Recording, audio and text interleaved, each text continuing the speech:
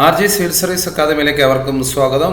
ഇന്ന് NDSC സ്കോളർഷിപ്പുമായി ബന്ധപ്പെട്ട 2018 ചോദ്യപേപ്പറുകളാണ് discuss ചെയ്യുന്നത്.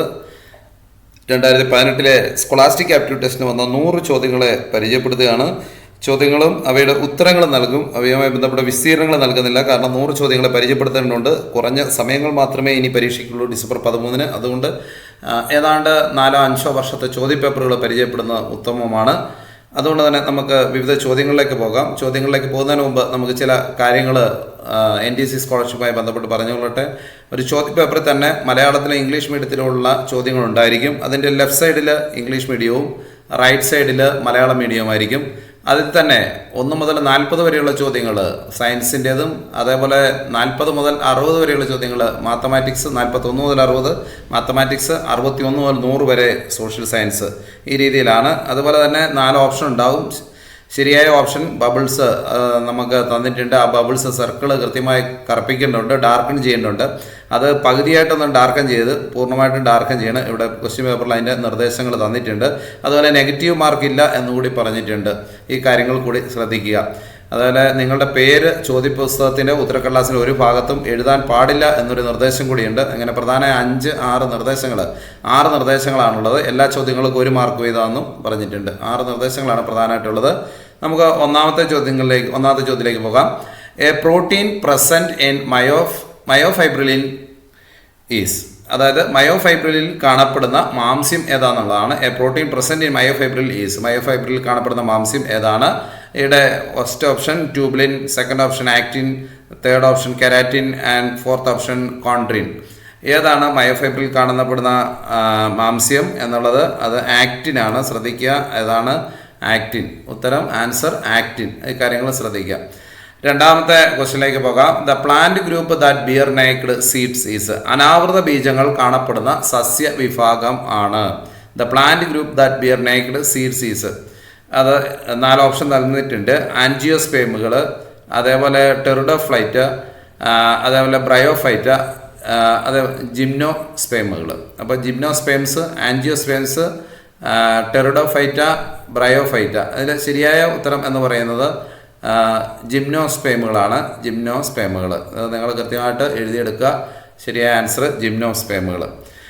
അടുത്ത ക്വസ്റ്റ്യനിലേക്ക് പോകാം. Choose the correctly matched organism and its excretory organ. ശരിയായ ജോഡി ചേർന്ന ജീവിയെയും വിസർജന അവയവത്തെയും തിരഞ്ഞെടുക്കുക. ശരിയായ ജോഡി ചേർന്ന ജീവിയെയും വിസർജന അവയവത്തെയും തിരഞ്ഞെടുക്കുക. ഇവിടെ 4 ഓപ്ഷൻ തന്നിട്ടുണ്ട്. ഒന്ന് ഇൻസെക്ട്സ്, കിഡ്നി, അതായത് ഷഡ്പദങ്ങൾ, വൃക്ക. സെക്കൻഡ് എർത്ത് വേം, നെഫ്രീഡിയ, മണ്ണിര, നെഫ്രീഡിയ. മൂന്നാമത്തെ ഫ്രോഗ്, സ്കിന്ന്, തവള, ത്വക്ക്. നാലാമത്തെ അമീബിയ, മാൽപീജിയൻ നാളികൾ. അപ്പോൾ 4 ഓപ്ഷൻ ഉണ്ട്. അമീബിയ, മാൽപീജിയൻ നാളികൾ, മാൽപീജിയൻ ട്യൂബ്സ്, ഫ്രോഗ്, സ്കിന്ന്, തവള, ത്വക്ക്, മണ്ണിര, നെഫ്രീഡിയ, ഇൻസെക്ട്സ്, കിഡ്നി, ഷഡ്പദങ്ങൾ, വൃക്ക. ഇവിടെ ശരിയായ ഓപ്ഷൻ എന്നുള്ളത് എർത്ത് വേം നെഫ്രീഡിയ ആണ്. എർത്ത് വേം നെഫ്രീഡിയ, അതായത് മണ്ണിര നെഫ്രീഡിയ. ശ്രദ്ധിക്കുക, ഏതാണ് ശരിയായ? എർത്ത് വേം നെഫ്രീഡിയ എന്നുള്ളതാണ്. അതായത് മണ്ണിര നെഫ്രീഡിയ, മണ്ണിര നെഫ്രീഡിയ ആണ് ശരിയായ ഉത്തരം എന്നുള്ളത്. എർത്ത് വേം നെഫ്രീഡിയ. അടുത്ത ചോദ്യത്തിലേക്ക് പോകാം. 4ാമത്തെ questions. Choose the wrong statement about glycolysis. ഗ്ലൈക്കോളിസിസിനെ കുറിച്ച് തെറ്റായ പ്രസ്താവന തിരഞ്ഞെടുക്കുക എന്നുള്ളതാണ്. ഗ്ലൈക്കോളിസിസിനെ കുറിച്ചുള്ള തെറ്റായ പ്രസ്താവന. First option glucose is converted to carbon dioxide and water. ഗ്ലൂക്കോസിനെ കാർബൺ ഡയോക്സൈഡും ജലവുമായി വിഘടിപ്പിക്കുന്നു. രണ്ടാമത്തെ ടേക്സ് പ്ലേസ് ഇൻ സിറ്റോപ്ലാസം, കോശദ്രവ്യത്തിൽ നടക്കുന്നു. മൂന്നാമത്തെ does not require oxygen, oxygen ആവശ്യമില്ല. 4ാമത്തെ option the first phase of cellular respiration, കോശ ശ്വസനത്തിൻ്റെ ആദ്യ ഘട്ടം.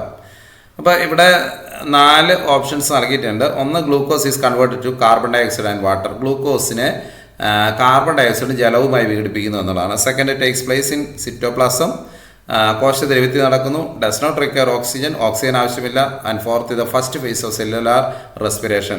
ഇവിടെ ശരിയായ ഉത്തരം എന്നുള്ളത് ഗ്ലൂക്കോസിനെ കാർബൺ ഡയോക്സൈഡും ജലവുമായി വിഘടിപ്പിക്കുന്നു എന്നുള്ളതാണ്. ഏതാണ്? ഗ്ലൂക്കോസിനെ കാർബൺ ഡയോക്സൈഡും ജലവുമായി വിഘടിപ്പിക്കുന്നു. അതായത് glucose is converted to carbon dioxide and water.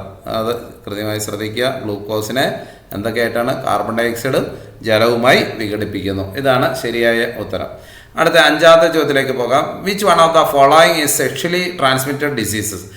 ചുവടെ നൽകിയിരിക്കുന്നവയിൽ അല്ലെങ്കിൽ നൽകിയവയിൽ ലൈംഗിക രോഗം ഏത്? ചുവടെ നൽകിയതിൽ ലൈംഗിക രോഗം ഏത്? ഇവിടെ കാല അസർ, അതുപോലെ സിഫിലിസ്, സ്ലീപ്പിംഗ് സിക്നസ്, അതേപോലെ ടൈഫോയിഡ്. 4 ഓപ്ഷൻ നൽകിയിട്ടുണ്ട്. കാല അസർ, സിഫിലിസ്, സ്ലീപ്പിംഗ് സിക്നസ്, ടൈഫോയിഡ്. ഇതിൽ ശരിയായ ഉത്തരം എന്നുള്ളത് സിഫിലിസ് ആണ്. ശരിയായ ഉത്തരം ഏതാണ്? സിഫിലിസ് ആണ്. ലൈംഗിക രോഗം എന്നുള്ളത് ഇതിൽ സിഫിലിസ് മാത്രമാണ്. ശ്രദ്ധിക്കുക, ചുവടെ നൽകിയിരിക്കുന്നതിൽ ലൈംഗിക രോഗം എന്നുള്ളത് ഏതാണ്? സിഫിലിസ് ആണ്. രണ്ടാമത്തെ ഓപ്ഷനാണ്. Which one of the following sexually transmitted disease? Syphilis. അടുത്ത ആറാമത്തെ ചോദ്യത്തിലേക്ക് പോകാം. Identify the macronutrient obtained by plants from the soil. സസ്യങ്ങൾക്ക് മണ്ണിൽ നിന്ന് ലഭിക്കുന്ന സ്ഥൂല പോഷകം തിരിച്ചറിയുക. Identify the macronutrient obtained by plants from the soil. ഇവിടെ 4 ഓപ്ഷൻ നൽകിയിട്ടുണ്ട്. അത് മോളിബ്ഡിനം, അതേപോലെ zinc, boron, phosphorus. Molybdenum, zinc, boron, phosphorus. ഇതിൽ നമുക്ക് ശരിയായ ഉത്തരം എന്നുള്ളത് സസ്യങ്ങൾക്ക് മണ്ണിൽ നിന്ന് ലഭിക്കുന്ന സ്ഥൂല പോഷകം ഇതിലേതാണ്? മോളിബ്ഡിനം ആണോ, സിങ്ക് ആണോ, ബോറോൺ ആണോ, ഫോസ്ഫറസ് ആണോ? ശരിയായ ഉത്തരം എന്നുള്ളത് ഫോസ്ഫറസ് ആണ്. ശ്രദ്ധിക്കുക, ശരിയായ ഉത്തരം ഏതാണ്? ഫോസ്ഫറസ്. ഫോസ്ഫറസ് ആണ് ഇതിൽ ശരിയായ ഉത്തരം. സസ്യങ്ങൾക്ക് മണ്ണിൽ നിന്ന് ലഭിക്കുന്ന സ്ഥൂല പോഷകം എന്ന് പറയുന്നത് ഫോസ്ഫറസ് ആണ്. 4ാമത്തെ ഓപ്ഷനാണ്. അടുത്ത ചോദ്യത്തിലേക്ക് പോകാം. Fungal cell wall is made up of. ഫംഗസിൻ്റെ കോശഭിത്തി നിർമ്മിച്ചിരിക്കുന്നത് എന്തുകൊണ്ടാണെന്നുള്ളതാണ്. Fungal cell wall is made up of.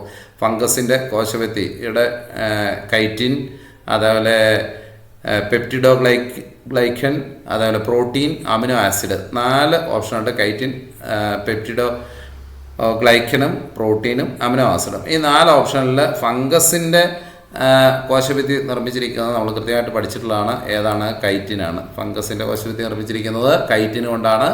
7ാമത്തെ ക്വസ്റ്റ്യൻ്റെ first ഓപ്ഷനാണ് കൈറ്റിനാണ്. ഫംഗസിൻ്റെ കോശഭിത്തി നിർമ്മിച്ചിരിക്കുന്നത് കൈറ്റിൻ. അടുത്തത് 8ാമത്തെ ക്വസ്റ്റ്യനിലേക്ക് പോകാം. The number of layers is meninges is. മെനിഞ്ചസിലെ പാളികളുടെ എണ്ണം. മെനിഞ്ചസിലെ പാളികളുടെ എണ്ണം എത്ര എന്നുള്ളതാണ് ചോദ്യം. മെനിഞ്ചസിലെ പാളികളുടെ എണ്ണം 2, 1, 4, 3. 4 ഓപ്ഷൻ നൽകിയിട്ടുണ്ട്. 2 ആണോ, 1 ആണോ, 4 ആണോ, 3 ആണോ? മെനിഞ്ചസിലെ പാളികളുടെ എണ്ണം എന്നുള്ളത് 3 ആണ്. മെനിഞ്ചസിലാകെ 3 പാളികളാണ് ഉള്ളത്. കൃത്യമായി നമുക്കറിയാം മെനിഞ്ചസിൽ എത്ര പാളികളാണ്? 3 പാളികൾ. അപ്പോൾ അടുത്ത ചോദ്യത്തിലേക്ക് പോകാം. 9ാമത്തെ ചോദ്യം. Delta cells in pancreas secrete. പാൻക്രിയാസിലെ ഡെൽറ്റ കോശങ്ങൾ സ്രവിക്കുന്നത്. പാൻക്രിയാസിലെ ഡെൽറ്റ കോശങ്ങൾ സ്രവിക്കുന്നത്. Delta cells in pancreas secrete. പാൻക്രിയാസിലെ ഡെൽറ്റ കോശങ്ങൾ സ്രവിക്കുന്നത് എന്താണ്? ഗ്ലൂക്കഗോൺ ആണോ, അതേപോലെ സൊമാറ്റോസ്റ്റാറ്റിൻ ആണോ, അത് ഇൻസുലിൻ ആണോ, പാൻക്രിയാറ്റിക് പോളിപെപ്റ്റൈഡ് ആണോ? അപ്പോൾ ഇതിൽ 4 ഓപ്ഷൻ ഉണ്ട്. ഗ്ലൂക്കഗോണും, സൊമാറ്റോസ്റ്റാറ്റിൻ ഉണ്ട്, ഇൻസുലിൻ ഉണ്ട്, പാൻക്രിയാറ്റിക് പോളിപെപ്റ്റൈഡ്. അപ്പോൾ ഈ 4 ഓപ്ഷനിൽ കൃത്യമായിട്ട് നമുക്കറിയാവുന്നതാണ്, നമ്മൾ പഠിച്ചിട്ടുള്ളതാണ്. Delta cells in pancreas secrete. പാൻക്രിയാസിലെ ഡെൽറ്റ കോശങ്ങൾ സ്രവിക്കുന്നത് ഏതാണ്? സൊമാറ്റോസ്റ്റാറ്റിനാണ്. ഏതാണ്? സൊമാറ്റോസ്റ്റാറ്റിൻ. ഉത്തരം സൊമാറ്റോസ്റ്റാറ്റിൻ. ഓപ്ഷൻ 2 ഉത്തരം സൊമാറ്റോസ്റ്റാറ്റിനാണ്. ശ്രദ്ധിക്കുക, ഉത്തരം സൊമാറ്റോസ്റ്റാറ്റിൻ.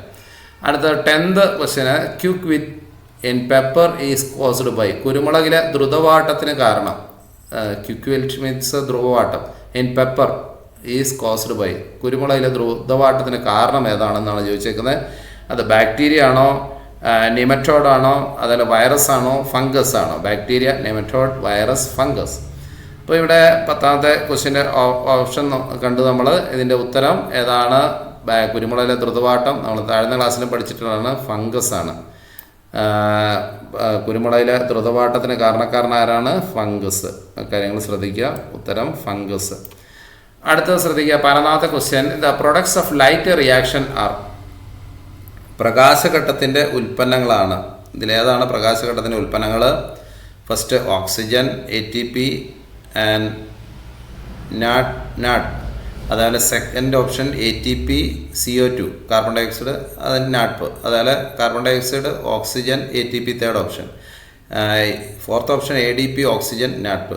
അപ്പോൾ ഇതിൽ ഏതാണ് പ്രകാശഘട്ടത്തിൻ്റെ ഉൽപ്പന്നങ്ങൾ എന്ന് പറയുന്നത്? ഇവിടെ ഏത് ഓപ്ഷനാണ് എന്നുള്ളതാണ് ചോദ്യം. കൃത്യമായി ശ്രദ്ധിക്കുക. ഓക്സിജനും ഉണ്ട്, ATP ഉണ്ട്, നാട്പ്. ഇത് ഒന്നാമത്തെ ഓപ്ഷനാണ് ശരിയായ ഉത്തരം. ഓക്സിജൻ, ATP, നാട്പാണ് ശരിയായ ഉത്തരം. ഏതാണ്? Oxygen, ATP, നാട്പ്. അത് ശ്രദ്ധിക്കുക. ഒന്നാമത്തെ ഓപ്ഷൻ ഓക്സിജൻ, ATP, നാട്പ്. ആ കാര്യങ്ങൾ ശ്രദ്ധിക്കുക. അപ്പോൾ ഒന്നാമത്തെ ഓപ്ഷനാണ് ഇതിൻ്റെ ശരിയായ ഉത്തരം എന്നുള്ളത്. ഓക്സിജനും ATP, നാട്പ് പ്രകാശഘട്ടത്തിൻ്റെ ഉൽപ്പന്നങ്ങളാണ്. അടുത്തത് 12th question. An organ that has the capacity to regenerate its damaged cells is. നശിച്ചു പോകുന്ന കോശങ്ങളെ പുനർനിർമ്മിക്കാൻ കഴിവുള്ള അവയവമാണ് ഡാഷ്. നശിച്ചു പോകുന്ന കോശങ്ങളെ പുനർനിർമ്മിക്കാൻ കഴിവുള്ള അവയവമാണ് ഡാഷ് എന്നാണ് പറഞ്ഞേക്കുന്നത്. An organ that has a capacity to regenerate its damaged cells is. Lungs ആണോ, ഹെർട്ട് ആണോ, ലിവർ ആണോ, കിഡ്നി ആണോ? 12ാമത്തെ ക്വസ്റ്റ്യൻ ശ്രദ്ധിക്കുക. Lungs, heart, liver, kidney. അപ്പോൾ നശിച്ചു പോകുന്ന കോശങ്ങളെ പുനർനിർമ്മിക്കാൻ കഴിവുള്ള അവയവമാണ് ഏത്? ലിവറാണ്. ശരിയായ ഉത്തരം ഏതാണ്? ലിവർ. മറക്കരുത്, ലിവറാണ്. കരളാണ് നശിച്ചു പോകുന്ന കോശങ്ങളെ അല്ലെങ്കിൽ നശിച്ചു പോകുന്ന കോശങ്ങളെ പുനർനിർമ്മിക്കാൻ കഴിവുള്ള അവയവം ലിവറാണ്. ഇതിൽ കരളാണ്, കരൾ. 13ാമത്തെ ക്വസ്റ്റ്യൻ ശ്രദ്ധിക്കുക. A plant hormone known as stress hormone is. Stress hormone എന്നറിയപ്പെടുന്ന സസ്യ ഹോർമോൺ ആണ്. സ്ട്രെസ് ഹോർമോൺ എന്നറിയപ്പെടുന്ന സസ്യ ഹോർമോൺ ഏതാണ്? ഗിബർലിനാണോ, അതേപോലെ സൈറ്റോകിനിനാണോ, അതേപോലെ ഓക്സിനാണോ, അബ്സൈസിക് ആസിഡാണോ? അബ്സൈസിക് ആസിഡാണോ, ഗിബർലിനാണോ, സൈറ്റോകിനിനാണോ, ഓക്സിനാണോ? ഏതാണ്? Abscisic acid. അബ്സസിക് ആസിഡാണ്. ശ്രദ്ധിക്കുക, അബ്സസിക് ആസിഡ്. അതാണ് സ്ട്രെസ് ഹോർമോൺ എന്നറിയപ്പെടുന്ന സസ്യ ഹോർമോൺ. അബ്സസിക് ആസിഡാണ് സ്ട്രെസ് ഹോർമോൺ എന്നറിയപ്പെടുന്ന സസ്യ ഹോർമോൺ. ഏതാണ്? Abscisic acid. അബ്സസിക് ആസിഡാണ് സ്ട്രെസ് ഹോർമോൺ എന്നറിയപ്പെടുന്ന സസ്യ ഹോർമോൺ. 14ാമത്തെ question. Which one of the following is correct about Wayne.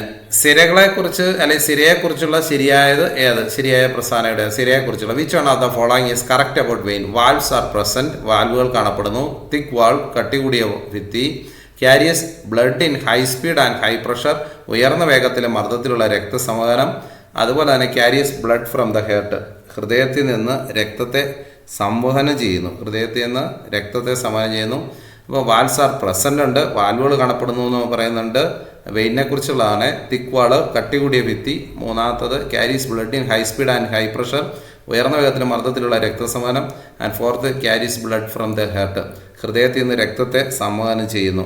ഇപ്പം 4 ഓപ്ഷൻ നൽകിയിട്ടുണ്ട്. അതിൽ പ്രധാനമായിട്ടും സിരയെക്കുറിച്ച് പറയുന്നത് വാൽസ് ആർ പ്രസൻറ്റ് എന്നാണ്. വാൽവുകൾ കാണപ്പെടുന്നു. സിരയിലാണ് പ്രധാനമായും എന്താണ്? വാൽവുകൾ കാണപ്പെടുന്നു. Valves are present. 1ാമത്തെ ഓപ്ഷനാണ്. ശ്രദ്ധിക്കുക, സിരയെക്കുറിച്ചുള്ള ശരിയായ പ്രസ്ഥാനം 1ാമത്തെ ഓപ്ഷൻ എന്താണ്? വാൽവുകൾ കാണപ്പെടുന്നു. വാൽവുകൾ കാണപ്പെടുന്നു എന്നുള്ളതാണ്. അടുത്ത ക്വസ്റ്റ്യൻ ശ്രദ്ധിക്കുക. 15ാമത്തെ question. Which of the following is a correct electronic configuration of gadolinium എന്നുള്ളതിൻ്റെ കറക്റ്റ് ഇലക്ട്രോണിക് കോൺഫിഗറേഷൻ. ഇവിടെ Z=64 നൽകിയിട്ടുണ്ട്. ഇവിടെ എന്തായിരിക്കാം അതിൻ്റെ കറക്റ്റ് ഇലക്ട്രോണിക് കോൺഫിഗറേഷൻ? അപ്പോൾ നമ്മൾ ഇപ്പോൾ ഈ 14 ക്വസ്റ്റ്യനും ആദ്യത്തേത് ബയോളജിയുമായി ബന്ധപ്പെട്ടായിരുന്നു. 40 ചോദ്യത്തിൽ ആദ്യത്തെ 14 ബയോളജിയിൽ നിന്ന് വരുന്നത് മനസ്സിലായി.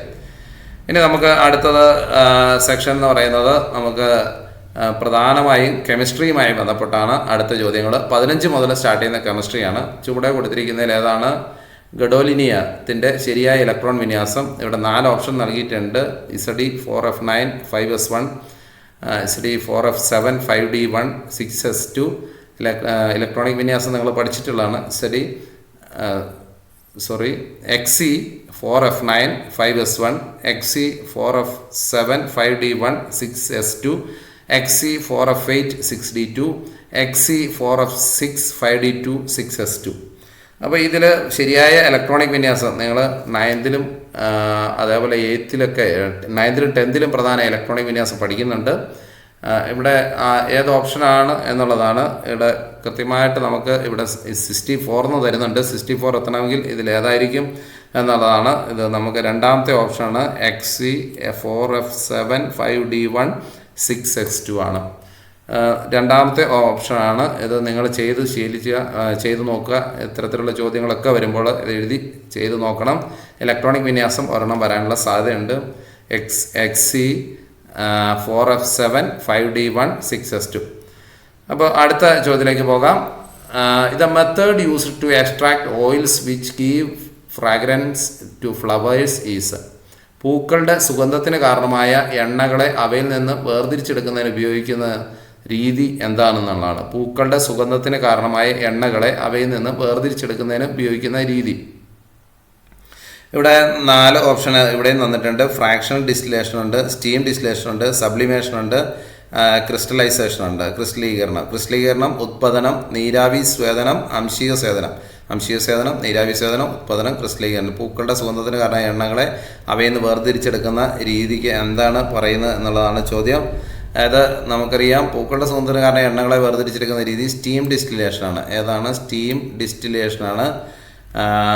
അതായത് നീരാവി സ്വേദനമാണ് ഇതിൻ്റെ ശരിയായ ഉത്തരം. നീരാവി സ്വേദനം, സുഗന്ധത്തിന് എണ്ണകളെ അവയിൽ നിന്ന് വേർതിരിച്ചെടുക്കുന്നത് നീരാവി സ്വേദനം, രണ്ടാമത്തെ ഓപ്ഷനാണ്. അടുത്തത് നോക്കുക. Which of the following purse have the same number of atoms. ചുവടെ കൊടുത്തിരിക്കുന്നതിൽ ഏത് ജോഡികളിലാണ് തുല്യ എണ്ണം ആറ്റങ്ങളുള്ളത്? ഇവിടെ 4 ഓപ്ഷൻ അവിടെയും നൽകിയിട്ടുണ്ട്. 16 G of oxygen G and 4 G of hydrogen G. അപ്പോൾ ഇവിടെ 16 G of oxygen 2 G and ഇവിടെ 4ന് സ്ഥാനത്ത് 44 വന്നു എന്ന് മാത്രമേ ഉള്ളൂ.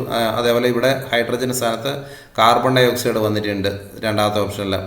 അടുത്ത നോക്കുക. 16ൻ്റെ സ്ഥാനത്ത് 28 G ഓഫ് നൈട്രജൻ ആണ്, അതായത് G and 16 G of oxygen വന്നിട്ടുണ്ട്. അതേപോലെ അടുത്തതിൽ 12 G of C carbon and 23 G of Na sodium.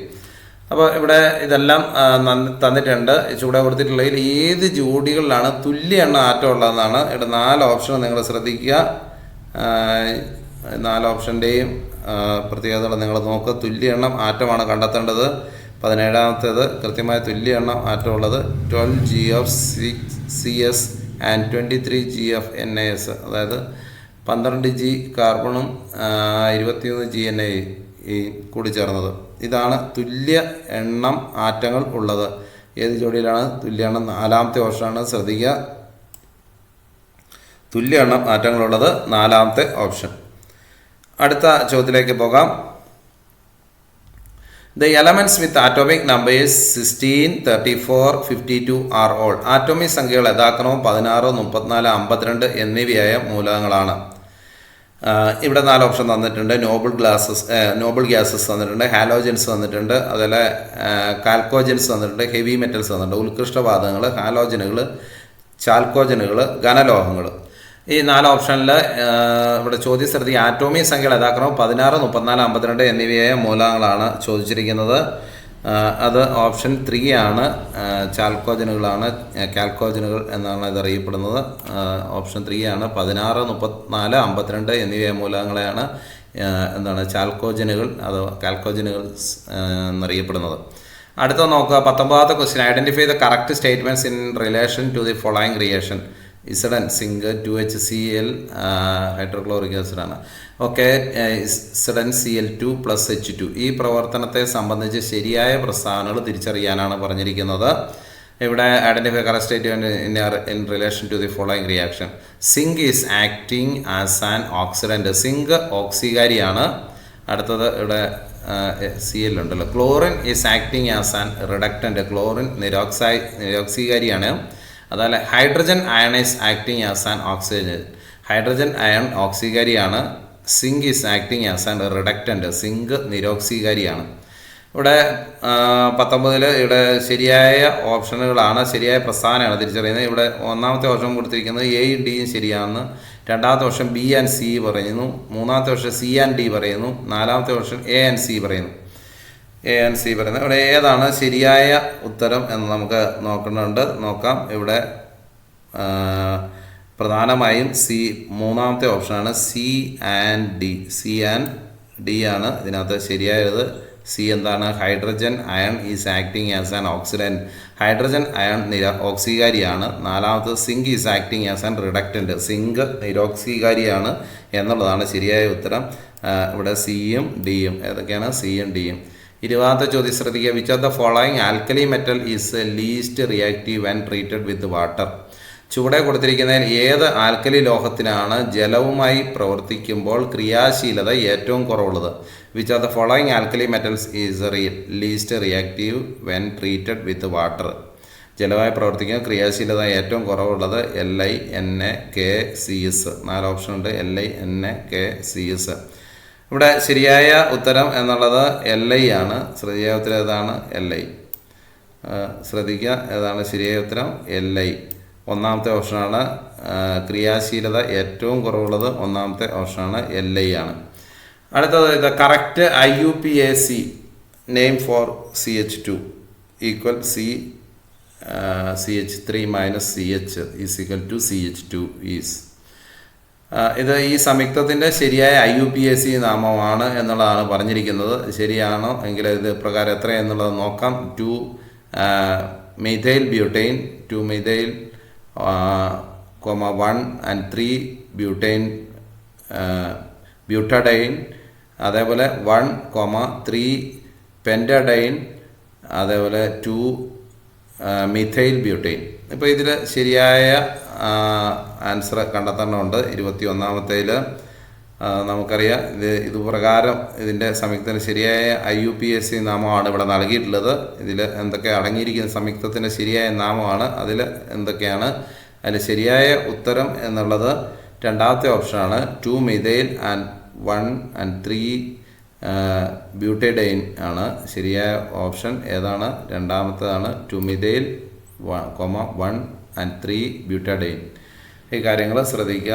നമുക്ക് ഇവിടെ ശരിയായ ഓപ്ഷൻ രണ്ടാമത്തേതാണ്, 21ൻ്റെ. അടുത്ത ചോദ്യത്തിലേക്ക് പോകാം. 22ാമത്തെ ക്വസ്റ്റ്യൻ നോക്കുക. Which of the following is an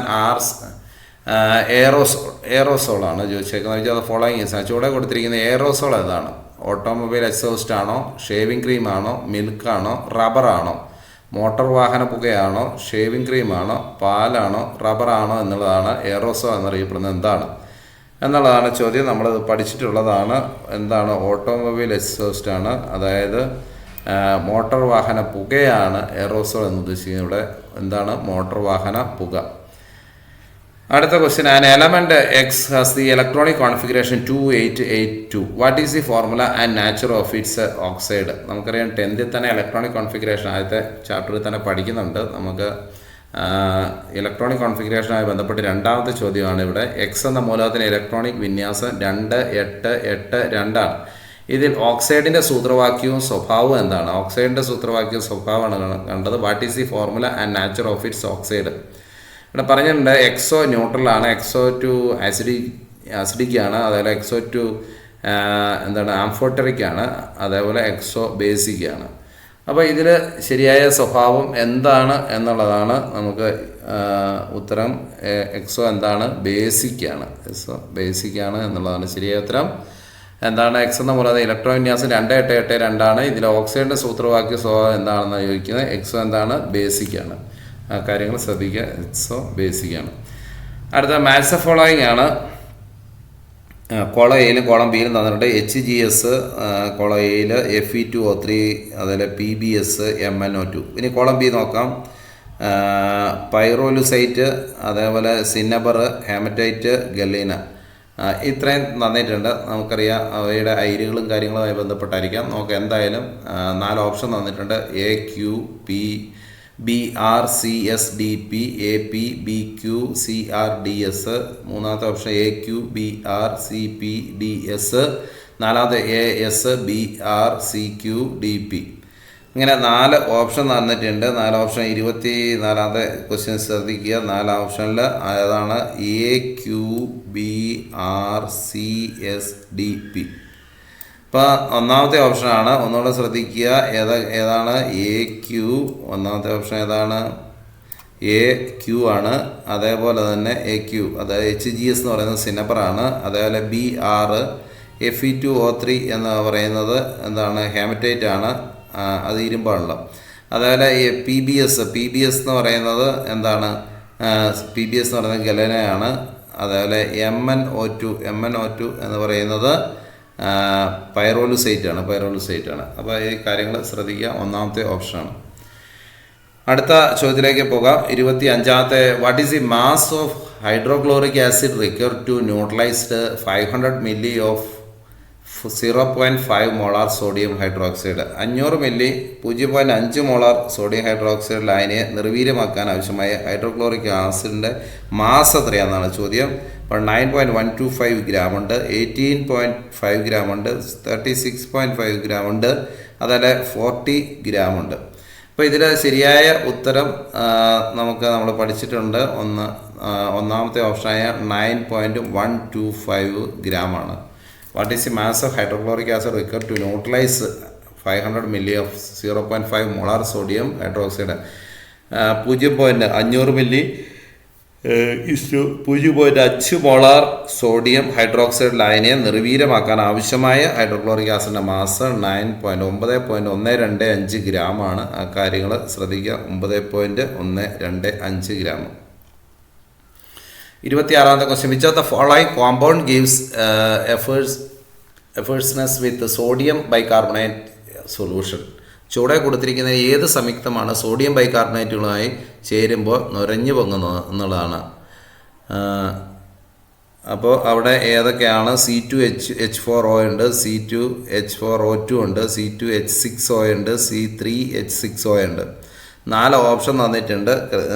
4 option ശ്രദ്ധിക്കുക. ഒന്നുകൂടെ C2H4O, C2H4O2, C2H6O, C3H6O. അതായത് ചൂടെ കൊടുത്തിരിക്കുന്നതിൽ ഏത് സംയുക്തമാണ് സോഡിയം ബൈകാർബണേറ്റുമായി ചേരുമ്പോൾ നുരഞ്ഞ് പൊങ്ങുന്നത് ഏതാണ്? നുരഞ്ഞ് പൊങ്ങുന്നത് sodium bicarbonate C2H4O2.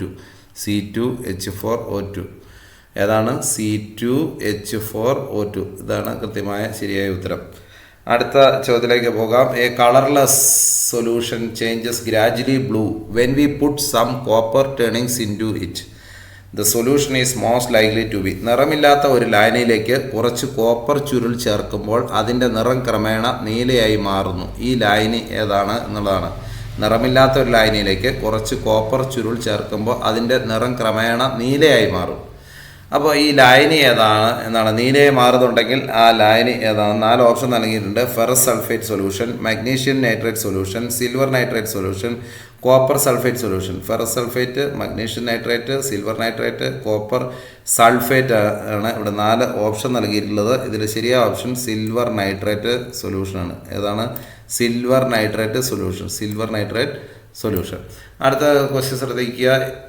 A boy moving along a circular path of radius 10 meter completes 3/4 of the circle in 10 seconds. The magnitude of speed and velocity are.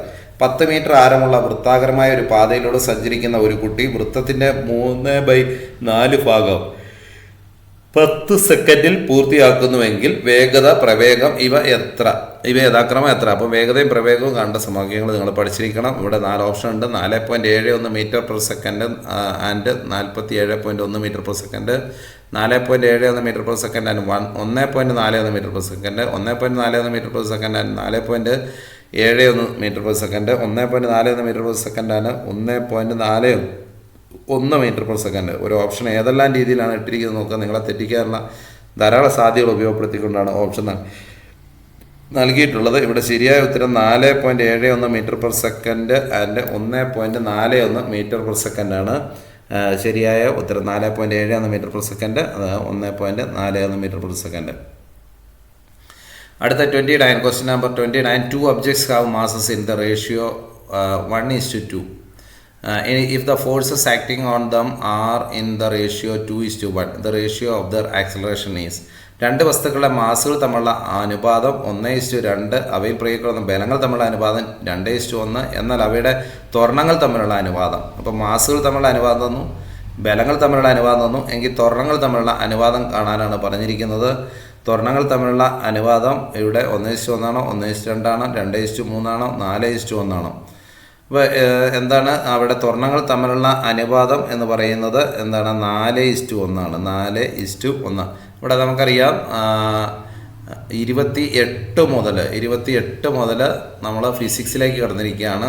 അപ്പോൾ അവിടെ ആദ്യം 14 കഴിഞ്ഞ് 13 ചോദ്യം കെമിസ്ട്രി, പിന്നെ തുടർന്ന് 13 ചോദ്യം ഫിസിക്സുമാണ്. അപ്പോൾ ഇവിടെ നമ്മൾ ചോദ്യങ്ങൾ ഫിസിക്സ് ഇപ്പോൾ 2 ചോദ്യങ്ങൾ ഡിസ്കസ് ചെയ്തു. മൂന്നാമത്തെ ചോദ്യത്തിലേക്ക് പോവാണ്. ഇപ്പോൾ ഇവിടെ ശരിയായ ഉത്തരം 4:1 കേട്ടോ. വസ്തുക്കളുടെ മാസുകൾ തമ്മിലുള്ള അനുപാതം 1:2, അവയെ പ്രയോഗിക്കുന്ന ബലങ്ങൾ തമ്മിലുള്ള അനുപാതം 2:1 ആയാലും അവയുടെ അനുപാതങ്ങൾ തമ്മിലുള്ള അനുപാതം 4:1. അടുത്തത് A current of 2 MA is following through to a circuit for 10 seconds. The number of electrons following through this circuit during this time will be about. സർക്യൂട്ടിൽ കൂടി 2 മില്ലി ആംപിയർ വൈദ്യുതി 10 സെക്കൻഡ് സമയം പ്രവഹിക്കുന്നുവെങ്കിൽ ഈ കാലയളവിൽ അതിൽ കൂടി ഒഴുകുന്ന ഇലക്ട്രോണുകളുടെ എണ്ണം ഏകദേശം എത്രയാണെന്നുള്ളതാണ്. 2 മില്ലി ആംപിയർ വൈദ്യുതി 10 സെക്കൻഡ് സമയം പ്രവഹിക്കുന്നെങ്കിൽ ഈ കാലയളവിൽ കൂടി അതിൽ കൂടി ഒഴുകുന്ന ഇലക്ട്രോണുകളുടെ എണ്ണം ഏകദേശം എത്രയാണെന്നുള്ളതാണ്. 6 × 10⁸ ഉണ്ട്, 120 × 10⁸ ഉണ്ട്, 20 ഉണ്ട്, 120 × 10⁻15 ഉണ്ട്. അപ്പോൾ ഇതിൽ ശരിയായ ഉത്തരം ഏതാണ്? 120 × 10⁻15 ആണ്. 120 × 10⁻15 ആണ്. സർക്യൂട്ടിൽ കൂടി 2 മില്ലി ആംപിയർ വൈദ്യുതി 10 സെക്കൻഡ് സമയം പ്രവഹിക്കുന്ന ഈ കാലയളവിൽ കൂടി ഒഴുകുന്ന ഇലക്ട്രോണുകളുടെ എണ്ണം എത്രയാണ്? 120 × 10⁻15. അടുത്തത് smallest unit of length among the following is. ഇവിടെ സ്മോളസ്റ്റ് യൂണിറ്റ് ആണ് തന്നിരിക്കുന്ന നീളത്തിൻ്റെ ഏറ്റവും കുറഞ്ഞ യൂണിറ്റ്. അത് മൈക്രോമീറ്റർ ആണോ, നാനോമീറ്റർ ആണോ, മില്ലിമീറ്റർ ആണോ, പ്രകാശവർഷമാണോ എന്നുള്ളതാണ് ചോദ്യം. ഉത്തരം ഏതാണ്? നാനോമീറ്റർ ആണ്. തന്നിരിക്കുന്നതിൽ ഏറ്റവും ചെറുതാണ് ഇവിടെ ചോദിച്ചിരിക്കുന്നത്. നീളത്തിൻ്റെ ഏറ്റവും ചെറിയ യൂണിറ്റ് എന്താണ്? നാനോമീറ്റർ ആണ്. ഏതാണ്? നാനോമീറ്റർ. ആ കാര്യങ്ങൾ ശ്രദ്ധിക്കുക. അടുത്ത ചോദ്യത്തിലേക്ക് നമുക്ക് പോകാം. അടുത്ത ചോദ്യം ക്വസ്റ്റ്യൻ ശ്രദ്ധിക്കുക. Resistivity depends on. റെസിസ്റ്റിവിറ്റി എന്തിനെ ആശ്രയിച്ചിരിക്കുന്നു? ലെങ്ത് ഓഫ് ദി കണ്ടക്ടർ ഉണ്ട്, area of cross section of the conductor ഉണ്ട്, നാച്ചർ ഓഫ് ദി കണ്ടക്ടർ ഉണ്ട്, ഓൾ ദി എബോവ് ഉണ്ട്. ചാലകത്തിൻ്റെ നീളമുണ്ട്, ചാലകത്തിൻ്റെ ചേതന പരപ്പളവുണ്ട്, അതേപോലെ ചാലകത്തിൻ്റെ സ്വഭാവമുണ്ട്. മേൽപ്പറഞ്ഞവയെല്ലാം ഉണ്ട്. അപ്പോൾ ഇവിടെ ശരിയായ ഉത്തരം എന്നുള്ളത് നാച്ചർ ഓഫ് ദി കണ്ടക്ടറാണ്. ചാലകത്തിൻ്റെ സ്വഭാവമാണ് അതിൻ്റെ റെസിസ്റ്റിവിറ്റിയെ ആശ്രയിച്ചിരിക്കുന്നത്. പ്രധാനമായും ചാലകത്തിൻ്റെ സ്വഭാവമാണ്. ഏതാണ്? റെസിസ്റ്റിവിറ്റിയെ ആശ്രയിച്ചിരിക്കുന്നത് ചാലകത്തിൻ്റെ സ്വഭാവമാണ്. അടുത്ത 33ാമത്തെ ക്വസ്റ്റ്യൻ നോക്കുക. An object is kept at a distance of 1 metre from a convex lens of power 2 dioptre. The image is formed at a distance dash from the object.